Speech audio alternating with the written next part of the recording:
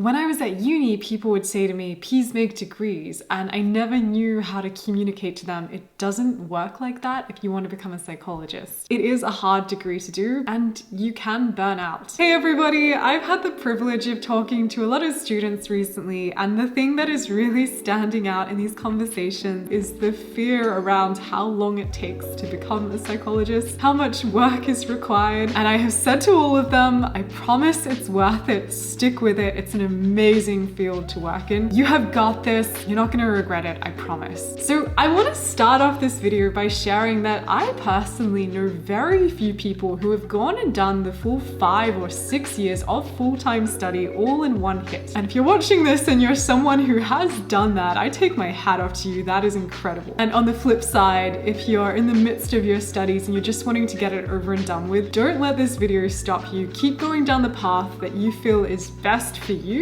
But yeah, in this video, I just want to normalize that it's also okay to take a break, and that is what I did. So I'm going to share with you guys what that looked like. Let's just get straight into it. When I finished my honors year, my mental health was not at its best. I remember that when it came to the point of needing to decide if I should go into a clinical master's or a clinical PhD program, I was looking in the mirror at myself and I couldn't really recognize the person looking back at me. She had put on a lot of weight from stress eating. She looked really tired and she was a very anxious person. And honestly, look, it does feel very vulnerable to be sharing this, but I really want to keep it real in case this story helps you. So I made the executive decision to take a break and not to apply for postgrad. And in some ways, it felt a little bit uncomfortable making this choice because everyone expected that this was what I was going to do. My supervisor was really encouraging me to continue with research, and my mom is a clinical psychologist, so I know that part of her really wanted me to get through it and then hopefully join her practice. But I listened to my intuition, and thankfully, being in the field of psychology, I knew that probably what was best for me was to take a break, to take a step back. I really wanted to put some time into working on my mental health because I decided that if I wanted to be in this profession, I wanted to be practicing what I preached. I wanted to be in a better headspace to be doing this type of work. And looking back, I really feel that was the best choice I could have ever made for myself. I spent the following year dedicated to just really focusing on my health. I started walking a lot more. I was doing 10,000 steps a day. I changed my relationship with food and I started eating a more whole foods-based diet. And I started going to the gym more, not necessarily to get skinnier, but more because I wanted to get strong. I also did some travel. I backpacked around Southeast Asia and I spent 1 month on a yoga retreat where I learned how to breathe properly. This helped me so much with my anxiety and it really helped me to manage my panic attacks. Honestly, taking that step, even though it was scary, was exactly what I needed because it really helped me to prioritize myself for a change instead of my study, which is what I'd been doing for the last 4 or 5 years.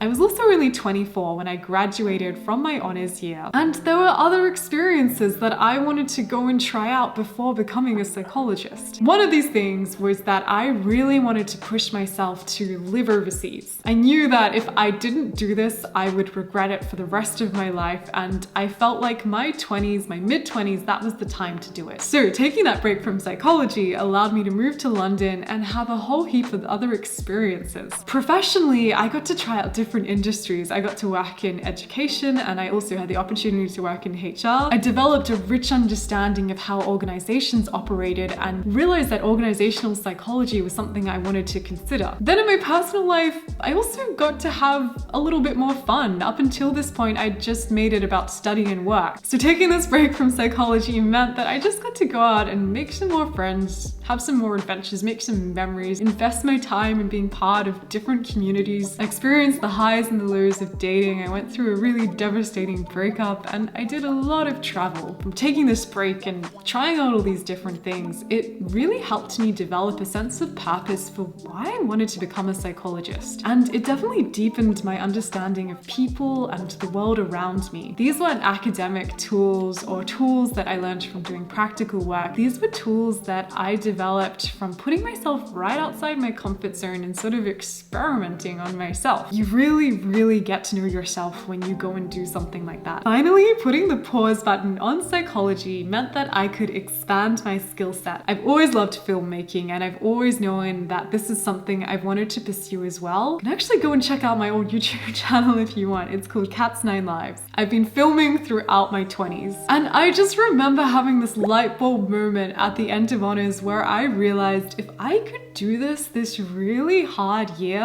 then I could do anything I set my mind to. So while I was living overseas, I decided, you know what, why not start teaching myself how to film and teaching myself how to edit. When I came back to Australia, I started buying more camera equipment. I even taught myself how to fly a drone. And this has been a whole other journey that I've had alongside psychology that's actually complemented this profession quite nicely. And I've explored different niches, one of them being helping psychology students, and I've found a passion in doing this. There are no right or wrongs in life, and look, I think to get from point A to point B, it's often a lot different to how we think it will look. If I hadn't have taken the break from psychology, I wouldn't be able to say that I worked really hard on my health and I lived overseas and I started a YouTube channel, which I absolutely love. Maybe I'd be saying, yeah, I'm a clinical psychologist now, or I'm a doctor in psychology, or maybe I'd be opening up my own practice. Who knows what other cool thing I'd be doing. But for me personally, I really loved this path that I chose. It allowed me to really tap into my creative side, which I just didn't feel like I could do to the same extent in that world of academia. So I guess the main take home of this video is just to really say it is okay to go and take a break. It can open up a bunch of other doors that are out there for you. At the end of the day, I think it's about working out where you'd like to get to, listening to what you need, and really honoring that process. So I really hope that this was helpful, and hopefully I'll see you again in another video. Bye!